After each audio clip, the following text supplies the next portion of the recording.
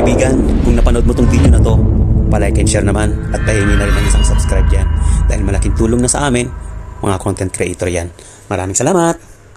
Time check, papasok na tayo guys. Ang lakas ng hangin, saka talagang malamig na dito sa Japan. Pero napansin ko, full moon nga pala siya oh. Anong ibig sabihin yan pag full moon? Hindi ko rin alam eh. So, ingat-ingat tayo lahat. Kung ano man ang nangyayari sa ating bansa, busy man tayo sa mga iba't ibang klase ng platform. Sana sana isipin natin ang kaligtasan ng ating bansang Pilipinas at saka lalong-lalo na yung ating mga kababayan. Alam ko mahirap at masakit pag may nangyari sa ating pamilya. Kasi kung napapanood natin ang nangyayari, lalong-lalo na yung bagyong Tino na kaalis lang, tapos ngayon may papasok na namang dambuhalang bagyo.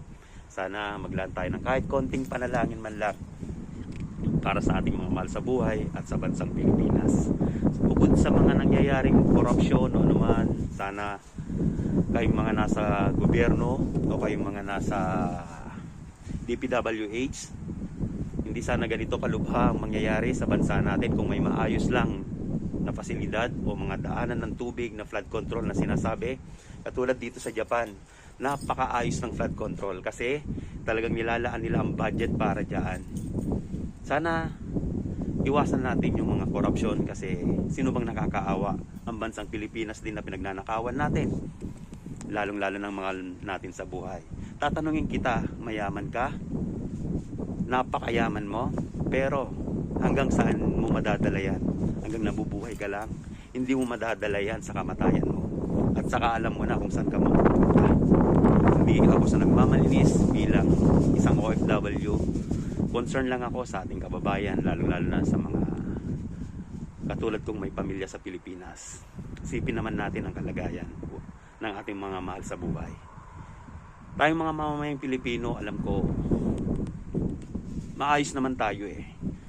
Napaka-unlad dati ng bansang Pilipinas na ungunin, mas maunlad pa sa China. Pero bakit nangyayari ito ngayon?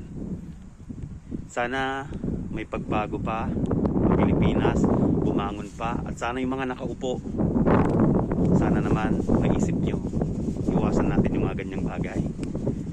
Dahil para rin naman sa ating mga susunod na henerasyon. So yun lang, God bless Philippines, God bless sa ating mga kababayan. Panginoon, iligtas mo ang aming mahal na bayan, lalong-lalo na ang mga mahal namin sa buhay.